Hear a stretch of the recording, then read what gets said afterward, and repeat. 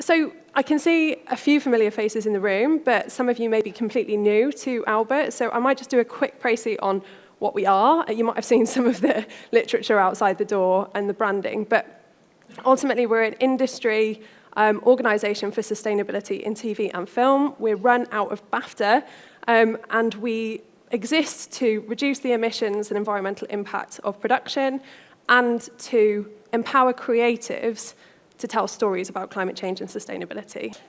So let's get cracking. This first session is about climate storytelling, and I'm delighted to be joined by Catherine Graves, who's a research fellow within our team at Albert. She's been doing some work with York University on why climate storytelling is so important and how it affects audiences. Professor Denise Barden is going to be joining us, hopefully on Zoom. Unfortunately, there's been a mishap with a landslide and trains. Whether that's climate related, I'm not sure. And Andy Briggs, who is joining us as a writer and will be talking to us about how he's woven climate and sustainability into stories he's written. And we're delighted to be joined with you both. Over to you, Catherine. Thank you. Fabulous. Lovely. So I'm just going to give a brief kind of 6 or 7 minute overview. I won't bore you too much with climate science, but I will give you a very brief overview of that, and then a bit more explanation about why climate content matters and how you could potentially include it in your work going forward. So, the why. I think this is a really good graphic for explaining the why. So this is the climate stripes visualization. You may have seen it. It's designed by Ed Hawkins from University of Reading. And at the top, we've got the temperature variation over time in the UK, and we've got the global variation underneath from around 1850, 1884 from the UK version. And as you can clearly see, the blue stripes show the cooler temperatures, and the red, quite concerningly, in the last 20 years, show that the scale and the kind of the rapidity of the warming that we've seen. And just something I wanted to draw your attention to. You may be able to see it on the screen. It's a bit more faint on this screen, unfortunately, but is the blip in the 1970s, because the 1970s heat wave is often referred to as an example which potentially disproves the severity or the urgency of climate change. But the blip that you can't quite see actually on the screen shows that the scale compared to the last 20 years and how rapid and how severe the change in warming has been. So this is kind of one element of climate change. The warming is one side of this. It's a massively complex human and environmental story. Climate change can affect food supply, water supply, health implications, living costs, as we've seen, even migration. I think this graphic from the Met Office, I'm hoping you can see at least some of that at the back, shows the complexity of the climate impacts that we see. So we've got the causes in the middle and the climate and the range of climate impacts around the edge. So as I said, this is hugely complex. You've got fisheries, you've got biodiversity, you've got sea temperatures rising, which you may have heard of, but you've also got migration, you've got local infrastructure changes and damage and that kind of thing. So hugely complex human, economic, societal implications here. Just want to pick up on health implications. So climate change is creating new health implications, but it's also exacerbating existing ones. One example is around air pollution. So this is worsened by climate change, and air pollution is already responsible for around 4.2 million premature deaths per year. So it's on a massive scale already. So heat waves and extreme weather events like we saw last year. So the British Medical Journal published an article very recently that found that 20,000 excess deaths were experienced in Western Europe alone during July and August last year when we had that extreme heat event. So that is the kind of the stark reality of now, and not just kind of over the next 30, 50, 100 years. This is all happening now. So how does this relate to our work in the media, TV, and film industry? So, like I say, climate change is happening now, and it's happening here in the UK. As we're seeing, we're experiencing issues with food supply and living costs, all of which will be exacerbated by climate change. So something I wanted to draw your attention to is the audience kind of experience and demand for climate content. So 56% of the UK population are actively concerned about climate change. That's the key word being actively concerned. And we're doing some research at the moment at Albert, and we've found that the public found that the top 3 uses for climate content, what they wanted climate content to do for them, is that they wanted to show the impacts of climate change in the UK, as well as abroad. Wanted to see what was happening in the UK and how that related to their own lives. They wanted to show the solutions to climate change. They want a positive story and something to bring them hope. And they also want climate content to communicate accurate climate science. So this research has another side of things, and we asked them what they were most concerned about around global social issues. And they were especially, kind of disproportionately concerned around health and well-being storylines. They wanted to see storylines around those issues, those social issues. So in terms of how this can relate to climate change, you can pull this in through heat stress, as we've seen last year, air pollution, like I said, around the implications of air pollution and the massive excess deaths that happen through air pollution, but also mental health. So mental health, eco-anxiety, and apathy as well, that can have behavioural implications for how engaged people feel with engaging in climate action. So young people are especially concerned around eco-anxiety, and this has been made worse since the pandemic as well. The research also found that high levels of concern were also found for biodiversity and nature issues. People are very concerned, especially as we've seen with the response to wild isles. People are they find that issue very tangible. And third issues that they found most of highest concern to them were around social inequality. So these issues all directly relate to climate change. So Carys mentioned this earlier. We've got the Climate Content Pocket Guide, which you can access on the sheets on your tables. So this was research done by Ipsos Mori in line with from the broadcasters which commissioned this. And we've got 5 tips which you can then use to inspire you to integrate climate content into your programming. So normalising climate action. So normalising climate action helps shift social norms. And it can move people away from the characterization of people who engage in climate actions as extreme characters. So making content relatable through characterization is important to increase audience engagement and their relatability to those characters. Telling stories of how climate change affects different communities and how people in their communities can respond to climate change, how it encourages them to make a difference in their own communities.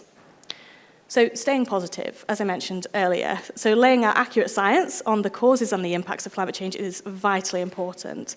But this kind of risks notions of doom and gloom, which can cause eco-anxiety and apathy among audiences, like I mentioned. So solutions exist, they're viable and feasible already. So including them on screen can raise public consciousness and public demand for these solutions that exist, especially in line with the large-scale systematic change that we need. The third recommendation is show as well as tell. So scripting characters and plots, which include explicit climate storylines, is absolutely vital to raise awareness of these issues. And also in terms of how to communicate the complexity which climate change has. And also in terms of telling a diverse range of stories and lived experiences. But you can integrate non-verbal actions into scenes where you might have a high carbon action, and you can replace that with a low carbon alternative without compromising any narrative. For instance, around transport, around eating habits, around shopping, consumption, these can all be replaced with low carbon non-verbal actions. The fourth is collaborating. So you can collaborate with a range of groups throughout the production process, which enables a more authentic as well as scientifically accurate portrayal. So reach out to researchers, to universities to get advice on the science. You can engage with community groups. If you might be representing a certain community group, engaging with those community groups helps build a more authentic narrative. But you can also engage with policymakers to ensure that the content you're making is relevant to the current context. Number 5, finally, we've got show the bigger picture. So storylines can shift individual action and social norms on an individual personal level. But this collectively can shift the dial. So this can push for systematic change through a shift in public consciousness. So I want to emphasize that individual action and systematic change are 2 sides of the same coin. They don't work in opposites. There is a demand, a clear demand for these bigger picture, hard-hitting stories which address these big societal issues head-on. So I just got some take-home messages. So the first one, which hopefully kind of rammed home right at the beginning, was that climate change is happening now, it's happening here. We've experienced extreme heat, we're experiencing flooding, we're experiencing food insecurity, and it's all happening now and here. So I want you to consider that every piece of content is climate content. What are you advocating for in your content when you're showing it on screen? What are you showing as aspirational? What characters are relatable? Also important is considering intersectionality of the social issues that I outlined earlier on with the Met Office diagram. So these social issues are all interrelated and all exacerbated by climate change, and these vulnerable groups will be at greatest risk from climate change. And the final one is consider the impact on audiences.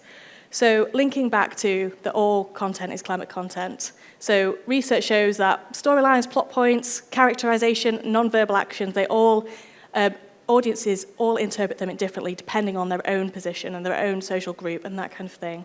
So consider how different groups are interpreting your content. Thank you very much. Thank you, Catherine. That was excellent. Thanks so much. We'll be coming back to some of the detail of that in the discussion, but first we're going to have a presentation via Zoom from Professor Denise Barden. She's Professor of Sustainable Practice at University of Southampton. Thank you for joining us, Denise. I'm sorry you've had trouble getting here, but we can see you.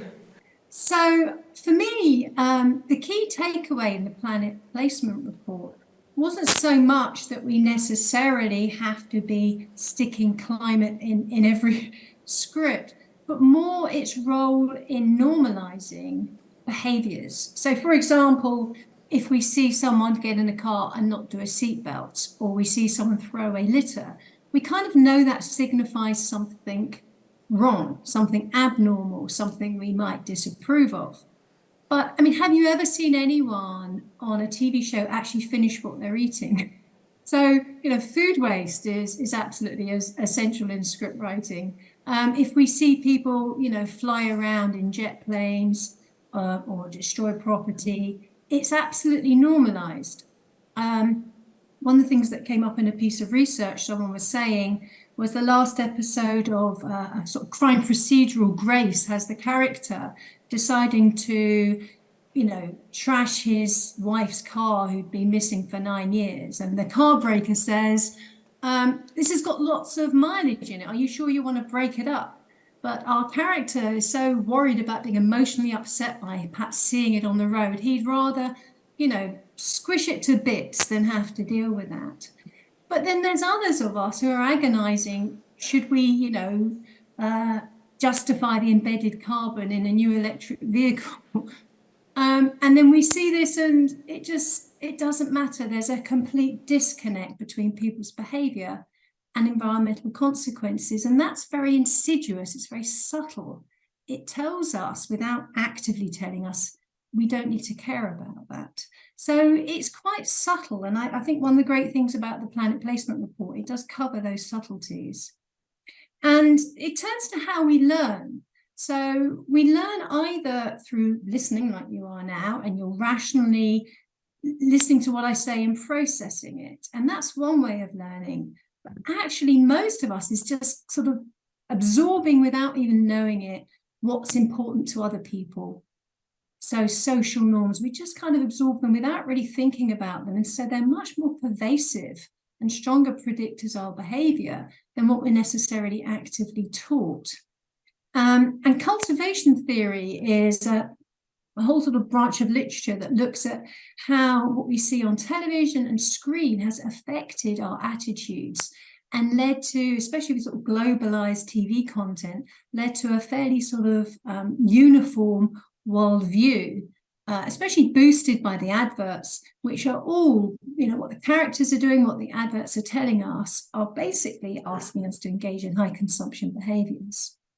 So if we look at Carey from Sex and the City and her walk-in wardrobe, and Homer with his crusty burgers, Lucifer, he's the devil, so maybe he's forgiven for his very, very high consuming car, Emily in Paris with all her fashion, Hacks with the private jets. these are all presented pretty well as aspirational. And it's quite difficult to find alternatives that aren't presented as different or unique or a bit weird. I mean, you have to go back to the good life, and that's definitely presented as an alternative to the norm. I quite like The Detectorists. I don't know if anyone's seen that. It's got a lyrical view of nature. Andy refuses to use weed killer on verges, which is part of his job. Lance cooks, seasonal vegetable curries. So just in a sort of fairly normal way, they showcase low carbon behaviours. But when programs do that consciously, they can have a lot of effect as well. Like when Love Island partnered with eBay and had all their participants wearing second-hand clothing, it really led to a surge in sort of vintage fashion and searches for second-hand clothing. So television can have a huge effect. One of the things I'm doing with Albert and Rubber Republic, who designed these great Instagrams, is trying to start this conversation in a kind of fun way, not a finger-wagging way. So, we've got Bond with his single-use Aston Martin versus Jack Reacher, who travels by bus.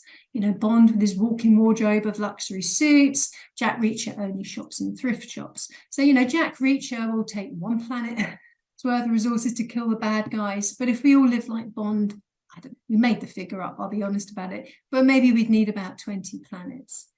And we're tying that into some research, and we're asking people to say, what role models they aspire to be. Does it matter to them if they have high carbon behaviours? And ask the question, is it time to start considering that in how we write characters? So far, most people think, yes, we should consider it. And they didn't all just talk about fiction. A lot of them talked about numerous travel programs that promote far-flung travel, for example. So do share that. It's running at the moment, #HotOrNot or #ClimateCharacters. And we'd love, we'd encourage people to fill in the survey, fill it in yourself, so we can get a sense of where the public are at on it. Now, to go back to some of my research, okay, we might decide we want to start addressing these issues in our stories. How do we do it? What's the best way? And I've done a number of research across several domains, but this is one example where I looked at how people responded to news stories that either presented problems, such as, say, plastic in the oceans, or solutions, such as projects to clean up the oceans. And I think everyone, especially those who saw David Attenborough's such a moving one about baby whales dying from plastic, there's no doubt it had huge impact.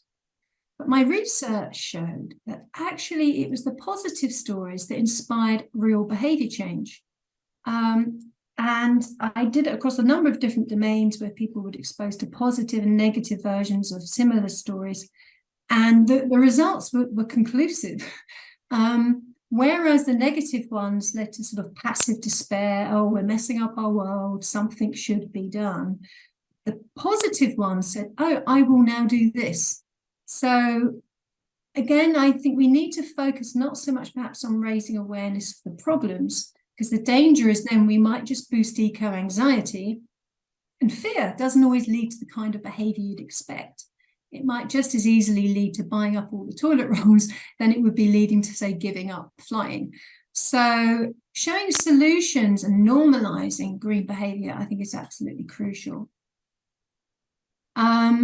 So I did similar studies with business ethics students exposed to positive role models of sustainable business, Bertie's tales of ethics scandals, constructive journalism versus traditional news, climate fiction, catastrophic versus solution-focused. And the results were consistent across all those different domains. And it's counterintuitive.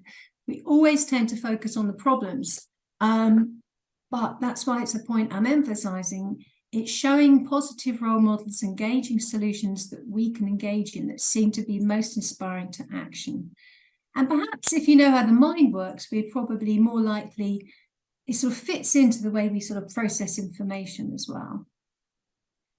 Because of this, I set up the Green Stories Project to try and encourage people to write climate solutions into their stories, books, novels, films, stage plays, radio shows, and so on. And we got some great ones. One of the ones we put together is we got experienced writers working with climate experts to show a range of different solutions in an anthology, No More Fairy Tales.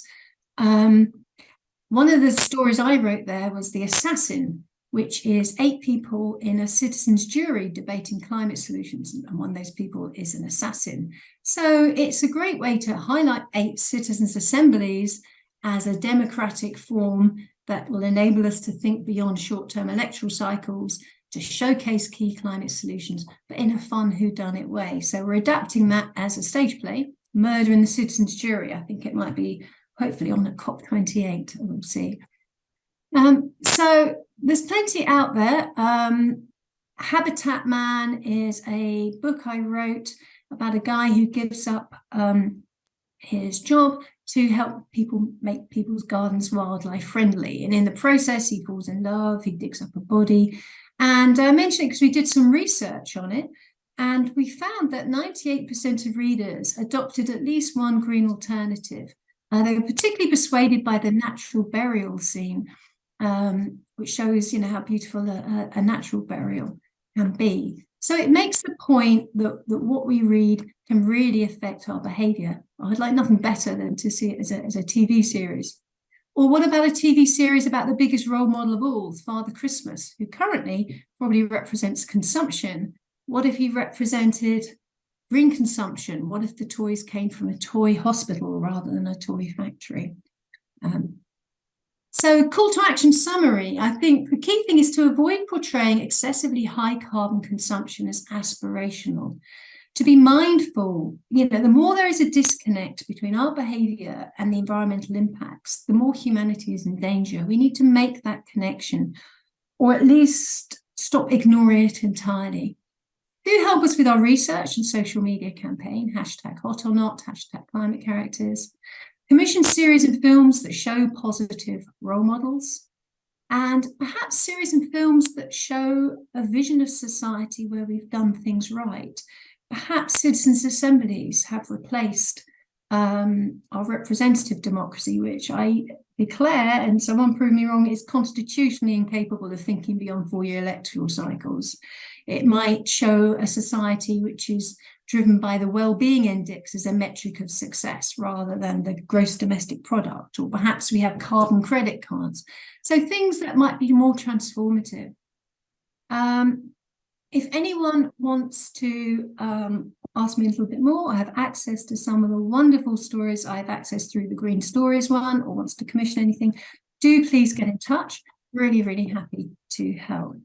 So thanks for having me on. I hope I got it within the time. Thank you ever so much. I'm also joined by Andy Briggs, who is a screenwriter, graphic novelist, and author. He's worked for TV projects for Netflix, ITV, and Amazon, amongst others, and works between the UK, US, and China. You're a busy guy. And he's particularly well known for reintroducing a young generation of readers to arguably the first eco-warrior, Tarzan. So welcome, Andy. Thank you for joining us. Obviously, we've just heard from 2 researchers who know the academic background to all of this, and they've kind of found the proof in their evidence of what's it like being a creative? What's it like embedding this stuff? How easy is it to weave it in? It's not so much is it difficult to embed. There's a couple of stages to this. Aspirational, what Denise was mentioning about aspirational characters such as James Bond, they're aspirational. And part of the problem with storytelling is making it really depressing and low-key and putting people off. And you start to shout inside a bubble.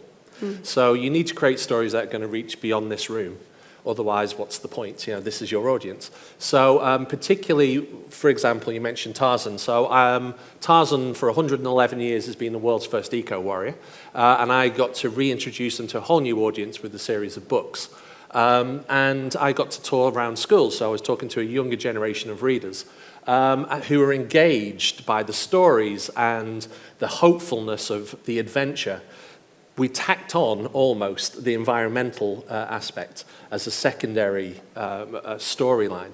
And they all responded to that because it was not being shoved down the throat as a story point. Yeah. And they started to resonate more. And I started to hear these terrible stories growing up on David Attenborough documentaries where the kids now, the younger audience, are turned off by these shows because they're quite depressing, which unfortunately is just the nature of the way we've presented these stories.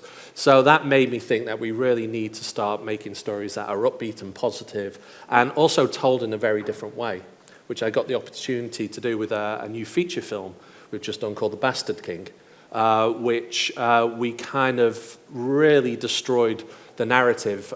It's not a documentary and it's not a drama, so you're asking what is it, and that's a very good question. So we're currently doing it's a theatrical feature, and we're doing the film festivals, and even festivals can't put us in any of their categories and are reinventing categories to put it in because it's a slightly different way, it's a new way of telling stories. So it's not so much is it difficult to tell the stories, it's so much you've got to think outside the box a little bit to get your message across. And perhaps that box isn't necessarily, the system doesn't quite allow for that box at the moment. I'm thinking we're in award season right now as well. Yeah. Obviously, as I said, we're an organisation owned by BAFTA. We've got the TV Awards coming up on the weekend.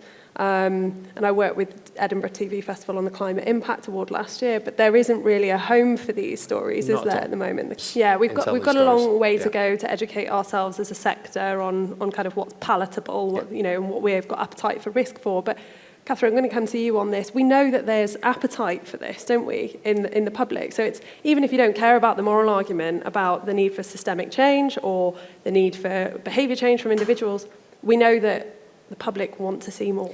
Yes, especially around social issues. So what I was talking about in terms of the range of climate impacts. So you can integrate climate narratives in a really authentic way if you've got storylines around poverty or you've got a social inequality lens to the work. That's inherently a climate narrative, and you can integrate it authentically. So it isn't kind of, it doesn't have to be, audiences are very attuned to climate change being kind of forced into a narrative where it doesn't belong. So, but there are so many ways of having that conversation in script, in non-verbal action, in plot points, in a whole range of ways of talking about it or showing it without even mentioning the word climate change. There's so many elements to climate change that you can always integrate it, and you can always show how a kind of, like Denise says, in terms of what lifestyles are aspirational. Those kind of narratives, they don't need to be about climate change, but they inherently are. Andy, I'm going to come to you on this. Is there a way we can get it wrong? You know, we hear people, some would say that, well, this is propaganda. How have you got any thoughts about how, you know, you said we wanted to weave it into a story that was already engaging? Yeah, I think we've been getting it wrong all the way through from day one. We're not getting it right. We've just started out from the wrong place. And I think that wrong place is, in my view, it's forcing the issue down an audience's throat. Like you said, make it more integral, make it almost the side dish. Yeah. That's because people want to watch the stories. They want to have the adventures or the drama. They want to fall in love with the characters. They don't want to go in watching a climate change feature film. Yeah. And the moment you start rattling that, you're just putting people off. And I suppose if you are, you're not converting you're not kind of informing anyone of anything new if they're already there to see the climate story that they already know about. Well, we found this firsthand. So with both The Bastard King and Tarzan, I'm working with a company called Terra Marta, who did The Ivory Game, Sea of Shadows, these big impact-driven feature documentaries. Mm-hmm. They did Alaska, which was, I think, responsible for the stopping drilling in Alaska. So they know cause and effect in a big way. And they're already talking about, we're kind of preaching to the converted. They're not getting an audience beyond the people who are concerned about it. So we've been making sure with what we're doing, we're kind of trying to tell a slightly different story that is not addressing you guys. It's addressing everybody out there who's unaware of these things or not engaging with these things. So you have to, and we briefly spoke about that before, you have to actually redesign what you're doing. You have to design something for the audience rather than just design something for the network because it ticks the sustainability box, which is the issue. Yeah, very interesting. I'm conscious of time. We have just less than 10 minutes, and I would really like to throw it open to the audience if there are any questions. There is a roving mic at the back of the room. We've kind of crossed quite a spectrum there on the kind of climate storytelling piece, but if there are specific questions we've got in the room, otherwise I can keep going. Yeah. So my question was, a lot of the time when we talk about climate content, we're talking about individual behaviour change. We also need to talk about systemic change. Is the way to reach systemic change through climate content about creating that base societal momentum that you mentioned earlier, or can we also talk about systems change within our stories? And if so, how do we do that? Because that feels like an area we're still even further still trying to grapple with. I think both, ideally. So what I mentioned earlier around shifting the dial, raising awareness of issues is important, but I can't remember if it was Denise who mentioned that we need to move past that and showing solutions and showing what people can do. Because people they've got a range of roles in society. They're consumers, they're citizens, they're individuals in their own home. There's so many kind of roles that we play as individuals that interrelate with system change that we can push for. So yes, shifting the dial in terms of setting social norms, and that is a slow process, and we can do that, but that's one side of it, and we can do it in terms of explicit narratives around social change. And there's huge demand in audiences for these big social issues, kind of what they can do. People want tangible actions to grab onto. People want to feel like they've got agency to change these things. So actually kind of raising profile of how they can do that, as it might be as citizens. Denise mentioned Citizens Assembly. That's kind of one strategy that's being used for kind of in democratic way. But yeah, kind of raising issues in systematic issues like that is hugely important, and there is audience demand for that. I think I'll go to Denise in a second, but if I may just jump in, I think we see kind of behaviour changes partly as a means to an end for kind of enabling public understanding of what the system change is required. I was on a panel recently where I was talking to a podcaster who was working with National Grid, my former employer, and we were talking about how you make pipes and wires sexy. I mean, it is tough, but if no other sector has the power that we do to be able to do that kind of thing. It could just be showing the kind of infrastructure in a shot with glorious music, and then all of a sudden the cables that you see as an eyesore become the kind of lighthouse. That's old infrastructure that we see as quaint now. Well, how have we done that? It's cultural shift. But I think Citizens Assembly is a really, really good one to point out. So Denise, I think I'll come to you to answer more on that, if that's okay. Can you hear us? Yes, yes, I can. So, yeah, I mean, Citizens Assemblies are my favourite solution.